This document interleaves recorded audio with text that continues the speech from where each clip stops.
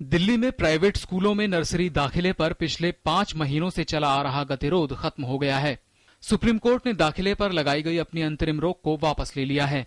न्यायालय ने कहा है कि पिछले साल 18 दिसंबर की अधिसूचना के आधार पर ही दाखिले होंगे, लेकिन इंटर स्टेट ट्रांसफर पॉइंट्स के आधार पर केवल उन्हीं 24 बच्चों को दाखिला मिलेगा जिनके अभिभावकों ने दिल्ली हाईकोर्ट के फैसले को सुप्रीम कोर्ट में चुनौती दी थी। अदालत ने दिल्ली शिक्षा निदेशालय को निर्देश दिया है कि जरूरत पड़ने पर वो इन 24 बच्चों के लिए अतिरिक्त सीटों की व्यवस्था करे।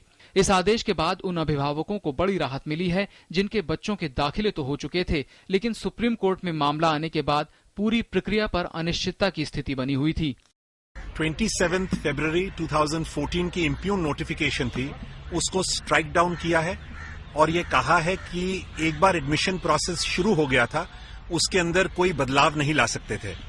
दिसंबर 2013 में जारी की गई गाइडलाइन में स्कूल से नजदीकी ट्रांसफर पॉइंट सिस्टम जैसे कई पहलुओं के आधार पर अंक देने की व्यवस्था बनाई गई थी।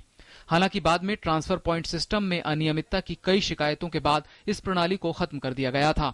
3 अप्रैल को दिल्ली हाईकोर्ट ने दिल्ली शिक्षा निदेशालय को ट्रांसफर पॉइंट सिस्टम वर्क के अलावा अन्य सभी को दाखिले देने की अनुमति दे दी थी।